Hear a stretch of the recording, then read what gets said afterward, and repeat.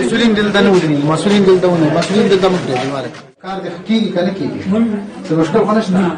لغمان والي نن د یو کاري سفر په ترڅ کې د الیشنګ ولسوالۍ د ولسوالۍ مقام او امنیه قومندانۍ د کارکوونکو له حاضرۍ بېلابېلو شعبو او یادې ولسوالۍ ته له راغلو مراجعینو څخه د مسؤلینو د اجراتو د ارزونې په موخه وکتل. خلکو ستونزو ته، مشکلاتو ته ولسوالان او مسؤلین رسیدګي کوي او کني کوي. نو نن دغه دپاره موږ د الیشنګ ولسوالۍ ته راغلو.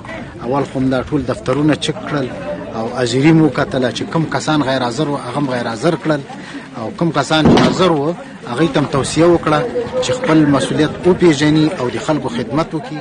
بل لور ته د یادې ولسوالۍ ولسونو د لغمان والي دغه کړنه وستایه او وویل چې د مسؤلینو دغسې کړنې په بېلابېلو برخو کې اصلاحات رامنځته کوي.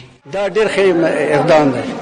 دا د حضرت عمر صاحب اقدام جاري کړی. حضرت عمر صاحب چې ګرځېده دوی هم ګرځي، او چې داسې وګرځي اصلاحات انشاءالله راځي.